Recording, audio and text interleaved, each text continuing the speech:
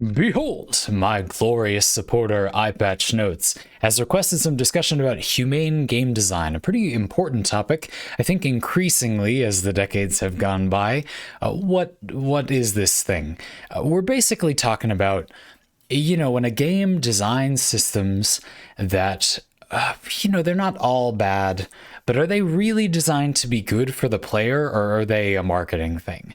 Are there login rewards because getting login rewards by needing to obsessively log in every single day is like good for the player? No, there are login rewards because that makes the player obsess over the game and fit it in as a habit so they retain the player and make more money off them, increase their Steam viewer numbers, etc. So what I'm going to talk about to answer this general topic is, kind of why they do those things. I think some people may not have thought of login rewards, for example, as being bad before. They sort of are. There is a bad thing about them. And also, what motivates them. It's not always money. Sometimes the game doesn't really have purchasable, downloadable content, or that's clearly not the focus of the game. So the game has elements like that, and the player thinks, well, hold on, so why though? Because it's not to make money off of me, right? Well, not directly, but it may be because of the game's Steam numbers. Again, for a multiplayer game, that can be surprisingly important to a lot of players. It usually isn't actually important, but developers know that players look at that. And so anyway, let me read you more of what EyePatchNotes said about this question, and then we'll start from there. But that's kind of what I'm going to talk about a little bit. That's what this topic is. EyePatchNotes says, server resets, build queues, recharging stamina. Oh boy, there are many systems that artificially throttle progress in modern games. Taking financials out of the equation, which I'm going to put back in the equation later, I think the implementation of wait time is just as illuminating and interesting as a topic as mechanical design decisions. I agree. I think that in many ways, the way you play a game and the game's sort of primary gameplay loop, moment to moment, what are you doing every 6 seconds playing the game? That's interesting. We talk about that a lot. Less talked about is these sort of secondary and tertiary gameplay loops and the sort of scheduling that the game asks for. I try to talk about this a lot. I think when you look at playing a game, you want to make sure the schedule the game is rewarding is a schedule you don't hate the idea of being beholden to, right? EyePatchNotes continues, Genshin Impact's resin system functionally allows half a player activity every 160 minutes or a full player activity every 320 minutes. Minutes are used here is the increments cannot be cleanly cut into hours. Why might that be? They didn't make it evenly cut into hours. Warframe has long had built-in timers in multiples of 24 hours. Right. This sets a precedent that the player must come back the same time or later to continue. Only recently, March 2020, did Warframe, have some things step down to 23 hours so you could come back, basically the same time, but if you were 1 minute late, you didn't have to wait longer, right? And even then, the precedent kind of remains. So I'm going to stop here for a second. So yeah, there's a lot. EyePatchNotes, as always, you've got a lot of good examples. The Genshin Impact resin thing. Why isn't it cleanly cut into hours? Well, it kind of makes the player want to keep checking how much is there. It makes it harder to calculate how much resin do I have left. Am I wasting any yet?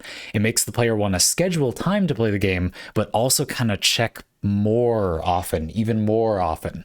And there is that kind of prompt, maybe every time the player plays, it's one more moment in their day where they think, maybe I'll spend a little bit on that banner. Maybe I'll buy a little bit of cash shop currency. Maybe the game is now enough of my life that, it isn't so bad to pay for my entertainment.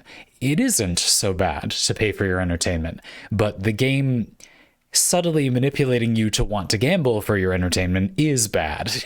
That's the point. It isn't unreasonable to pay money for the thing you're enjoying, which is why for games like Genshin Impact, I would recommend buying, the battle pass, maybe the monthly card, those things. Supporting the game you enjoy and investing money in your entertainment is not wrong, but what they want you to do is spend that money on gambling, not on those reliable things. Those don't get you, they actually do get you a lot for not that much money, but a lot of people have more than that much money to spend. So if it's their hobby, you get the point.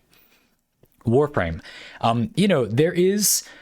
There is a thing in this topic where some of the time the thing will be timed the way that it is, the thing will be designed the way that it is, just because the technology hasn't advanced yet. I don't mean that they can't make it better. I mean, they simply did not think of the fact that it would be better to do it this way.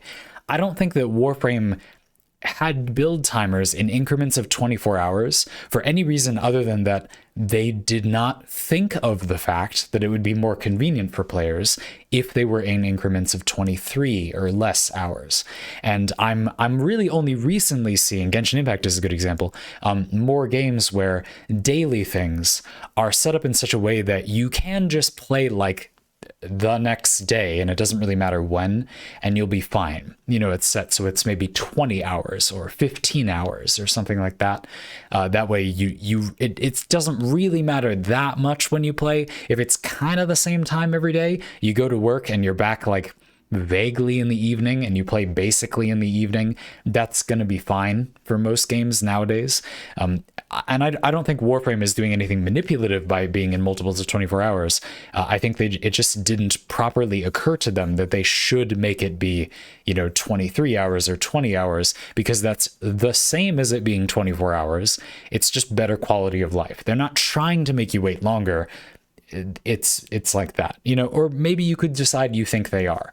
Maybe you think, well, it says 24 hours, but you actually have to wait 2 days.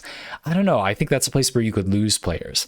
And another important aspect of this discussion, right, is that when you annoy players, you might hook them into the game, or you might annoy them and lose them. So it's not like all of these things it's not one or the other. They're all the developers or the publisher or whoever, they made a calculated choice to do one thing, and they maybe are right that it is worth the cost they paid for that choice, or maybe they're wrong. Nobody really knows. They have analytics experts that think they know, but nobody can really know for sure whether the thing they're doing is actually benefiting them more than if they didn't.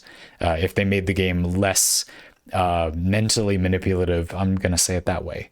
If they made the game more humane, nobody really knows whether it would benefit them more or not, except in very broad strokes. We know that these things do vaguely work. It's not like login rewards like magically don't work or something. They obviously do, right? But specific decisions like that, 24 versus 23 hours, there isn't really a way to know for sure. You can get analytics and try, but really you cannot be sure that that is actually benefiting the game more or not. So I find this topic really interesting because there really is no right answer. And it includes a lot of topics. It includes, financials. It includes morals. It includes, the attitude of the player base, the community that you're going to build. What is their attitude going to be toward the developer? How are they going to think about what the developer has done kind of to them, right? And I feel like that's kind of connected to this humane game design thing. The players being treated like people by the developers, and therefore treating the developers like people or not. Or maybe the players not treating the developers like people, even though the developers treat the players like people. I feel like that's an element of this too. Anyway, EyePatchNotes goes on. Time zones are hardly a driving force in game design or maintenance, though they do present an opportunity for the developers catering to their audience. A player in education or the workforce may find that their 8 or 9 hour day happens to line up with resource maximums or resets. Indeed, I feel like this is pretty often done. Sometimes it's a little weird. I'll give you an example.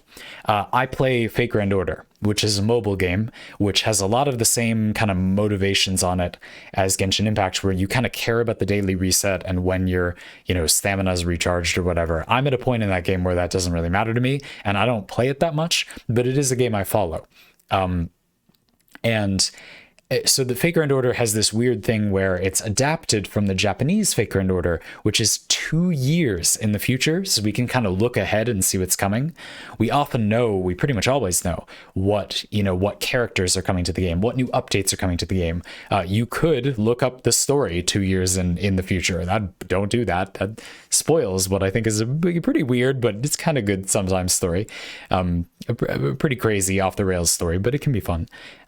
But the point is that, they're managing that game for the US version is managed separately. So they have a specific group of people who are translating it and adapting it and maintaining it specifically for the US. That's not the people doing it for the Japanese version. It's different people, right?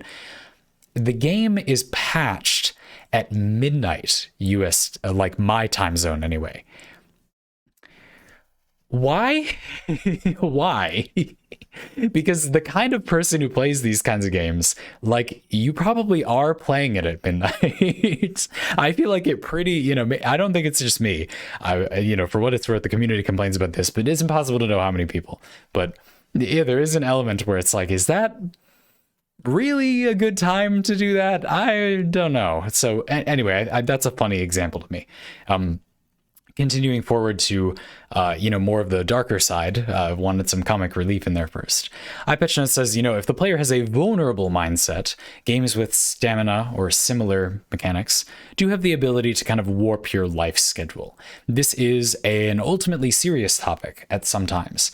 EyePatchNotes says a 12-hour timer may be short enough for those in education or work, but tempts the player to wake up just a little bit earlier every day to reach a twice-a-day cadence. Right, there are elements of this where you are rewarded in some way for, really pushing your schedule in a way. And some games, why is the game doing that? I would argue this is a place that even if the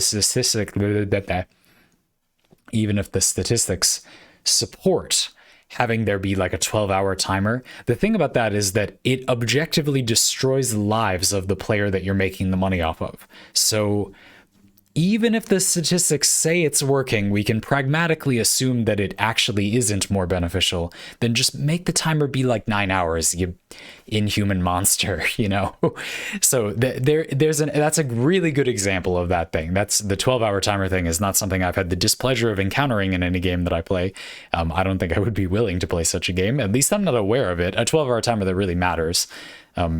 But again, you're right. If the player has a certain mindset, the timer might not matter, and the player might simply get sucked in, right?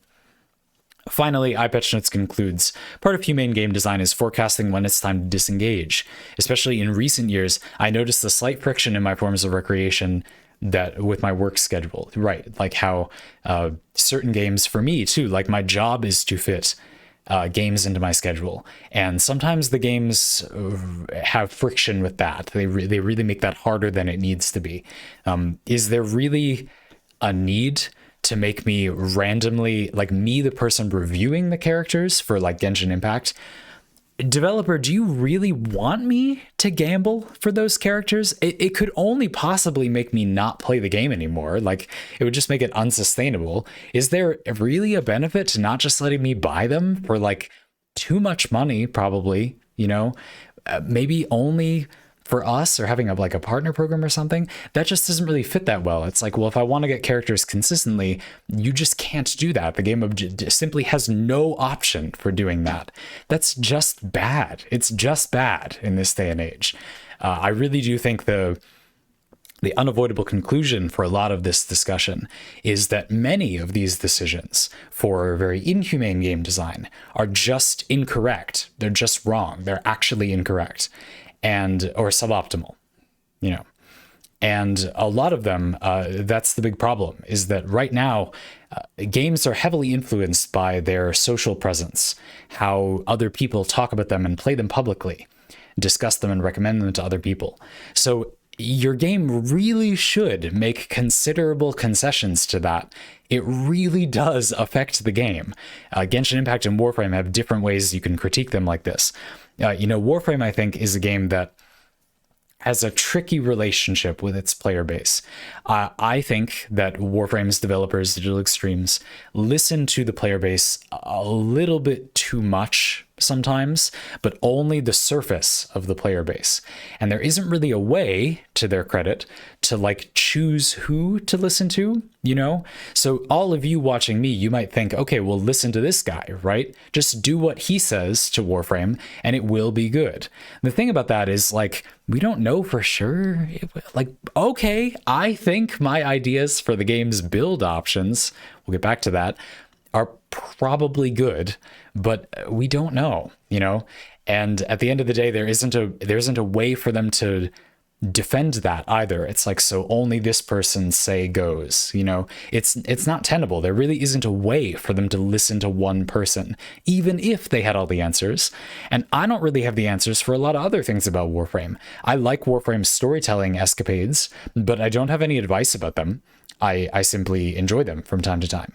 I don't have anything good to say about them. I mean, besides that, I like them. I just, whatever, they're fine. So I do think this is an element where, Digital Extremes maybe is a developer where they're too worried about what, the player thinks, sometimes rightly, that's not irrelevant, of course. But there's an element where you do at some point just have to make a game that is good and let the players figure out that it's good. You can't just make the game's build options. This is true in Warframe, I feel. Cater to what the players think the game is about. You need to make a game that is good beyond what the players think about it. There's a balance to be struck there. My point is they're not striking it. In contrast, Genshin Impact is a game that I feel like makes way too many concessions that have nothing to do with the player for a game that could not make those concessions. There are lots of gacha games with this gambling loot box thing, like Faker and Order, that have no business adapting to the player. They're not, that is not what the enterprise is about. The game is fully meant to be an economic venture. It has some merits, I think, some game design merits, but they are happy accidents. Interesting, I think, happy accidents, but accidents all the same. And they're not like Genshin Impact cases where you could make Genshin Impact not have all this predatory monetization, all this, the weird timing stuff. You could do that, but they chose not to do that. They chose to care a lot less about what the player base would want instead of too much, like maybe Warframe. And that can also be bad. I think, humane game design isn't just about listening to the players. It's about balancing those two things, because listening to the players too much can be bad too. I think Warframe is pretty good example of that. We have no way of knowing if that's actually the problem, but it sure seems like it. So yeah, I don't know. I think that's an important part of this topic. And again, I also think it's critical to keep in mind that the players in a game, that's also a critical aspect of this. It's not always about making money, and thinking about how people make money is also relevant. I mentioned before how probably statistically the 12-hour thing, so the player has to, do it like clockwork, wake up a little earlier every day, that obviously destroys the person's life if they buy into it. So if you want to make money off those people, you don't need any statistics to tell you that you are probably disabling their ability to make the money you want to make from them by trying to make money from them that way. You don't really need to check if that's that way. It obviously would be. So you can just safely not do that, right? Well, the board of directors doesn't play video games, so they don't care about what I just said. And that's why some games have that. I haven't experienced that, but I believe you. I'm sure there are games like that. And it's tricky sometimes to pair apart. You have the developer and then the publisher, but then the publisher has different motivations and often other projects. And there's a board of directors, and there's the marketing person for different markets as well.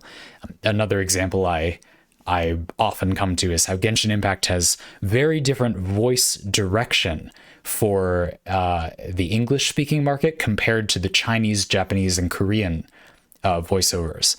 What I mean is, obviously the voice actors are different, but they were clearly, if you listen to them side by side, the English voice actors were clearly told to speak in a different way, like to a different kind of person for the English market, and the Chinese, Japanese, and Korean voice actors were, as at least to my unexperienced ear, told all to speak to a different kind of person, but all kind of the same. In a word, I think the English-speaking voice actors were told to overact a lot more, to appeal to a younger audience a lot more. And I think that Genshin Impact, that MiHoYo, the developer, that the publisher and the marketing team in various regions, they don't know whether that was actually a good idea. They just kind of guessed, and I think it was an incorrect guess. It just isn't bad enough to have the game is still did well, you know. So there's no, it's kind of a positive feedback thing. In fact, I think that's a good way to conclude this topic. I've kind of pinballed through the many, many different kind of micro topics in this subject. And I think a good way to end is to consider how, you know, a lot of these things stay in games, partially because there isn't really any way to check if they work, you know? Let me give you an example. So in the gaming industry, people held a bunch of conventions yearly. And sometimes different publishers or developers, companies might have suspected that it wasn't worth the money or the time or the effort to run those conventions as in-person events. But they can't try that because the risk financially is so great if they're wrong about that. And there isn't really any way to get data if nobody else has tried it. You see the problem? COVID-19 a few years ago forced everyone to make that experiment happen. In fact, not just in the gaming industry, at least in America, it forced an experiment for people to work at home. I know that happened a lot all over the world. And in America, at least, a lot of people simply haven't gone back to work because they realized how much they hate going into work. And nobody would have tried that because the risk was too high. But if they were forced to see, it peels back the curtain and, oh, having people come in person is actually kind of pointless from a financial perspective, which I think, you know, if you think about it, like that's kind of obvious, right? But how would they know? And so a lot of these humane game design things, you know, I think a lot of the roadblock, a lot of the slowdown in that getting better is a lot of them are pragmatically obvious, but the company doesn't really have any assurance that if they test it the other way, they won't lose millions of dollars and not be a company anymore. And so some of the time I don't have a lot of sympathy for predatory, you know, game design management, marketing. But this has been a whole word cloud, this Parley has. But you know what I mean.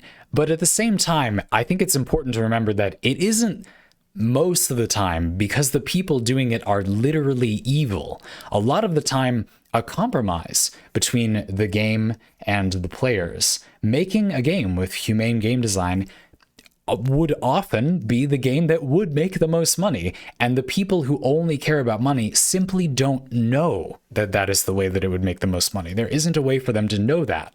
Now, again, it's kind of just like pragmatically obvious some of the time, like the 12-hour thing. It's like you don't really, you basically do know, you don't really have to check, right? But a lot of the time there is no way to know. So I think one of the interesting parts of this is how do developers kind of figure out what the impact of the thing they're doing is, because there's a level on which I have a lot of sympathy. I think that for Warframe, for example, the 24 hours versus 23 hours thing, I think that in Warframe, that is kind of inconsequential overall. Now, if you're a person who doesn't feel that way, please just hear me out for a second. If you're a person where you need this thing in this game that, you know, Warframe doesn't push you too hard a lot of the time. You don't desperately need that forma. You don't. You never do. And that's just not how Warframe is designed. The math in Warframe doesn't dictate that you need that thing that desperately, really quick. I think that if the player is really so impatient that they can't wait an extra day, that's kind of a them problem. That is not the game's problem. I moderate my Discord server kind of this way. Chat or the people in the Discord server are allowed to kind of throw someone in the brig. It's kind of a temporary non-ban, but they can't, you know, keep spamming in chat or something. If there's a problem, we use it very rarely, of course. And I know who did it. So if it was abused, I would be able to know and talk to them or ban them or something. So it's not really abusable. And the only drawback is that that person may, in a very rare case, be wrongly not able to talk on an online chat server for one day. That does not matter. If that person is upset about that, that is a problem they need to go deal with. That is not a problem with that system. That is inconsequential. If you need to talk on an online chat server that badly every single day and not miss one day, you have a problem. Like, this community is just not right for you. And I feel like that's true for a lot of games. Like, you just need to be less attached to that game at that point. I'm not saying this to be pejorative to anyone. It's just something to think about. I don't hate you. You shouldn't feel bad. Just think about it. And that's not really the point anyway. The reason I bring that up is to say, the 24-hour versus 23-hour thing. I think most of us would probably agree. And if not, devil's advocate for a sec. Whether or not a forma takes 24 or 23 hours to craft, it probably doesn't have like a huge financial impact on the game, and it may be one way or another. 23 hours probably makes them less money, because 24 hours would make the player more impatient. Maybe they'll just buy some forma. They view forma as more of an annoyance. Maybe they get used to waiting more, and that indirectly selects for players that are better suited to Warframe's gameplay, which does revolve around you waiting 3 days for your new Warframe to build if you're going to build the Warframes. So that's a thought. But then there's a weird overlap between people who would want to buy the forma, but then they're waiting multiple days, which means they are waiting for the Warframes. Anyway, it's hard to say. The 23-hour thing may get the player into this sort of constant loop where they can play daily. There's a reward for playing daily. The player who simply cannot pay the money, which is plenty of players, they don't even have a credit card, or they don't have the money. A lot of people, they'd have $5 every so often, but not to put in all the forma they'd want to. That would eventually be too much. Everybody who has the internet and can actually operate the game Warframe could pay some money for a forma, but the point is maybe not as much as they'd like to. And so if the forma are craftable repeatedly, maybe that player has a better relationship with that game and gets more into it, which causes the game to indirectly benefit, or in the future when they do have money, they feel more comfortable, they have a really good relationship with the game, so they spend more. These are the kinds of things that statistics would have difficulty capturing, and I think we can agree this is probably a kind of small part of Warframe overall, And indeed, I don't think Digital Extremes did it one way or another because they were trying to accomplish something. I think they just didn't really focus that much on how it being 24 hours means you can't come back when you started at the previous day. I don't think that any of that stuff I just said, while it does actually apply, is what they thought about when they did it. I think they just didn't think about this topic at all when they did that.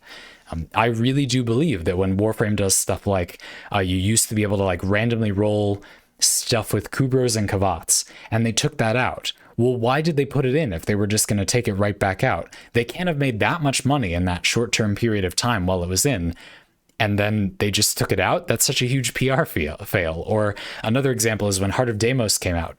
There was this thing where you had to do a bunch of animal captures very early, or you couldn't progress very much. And they patched that out like a half hour after the update came out. They didn't do that way because they wanted to make money. It was a mistake. Like, they just messed up. Like, they genuinely just didn't think about that.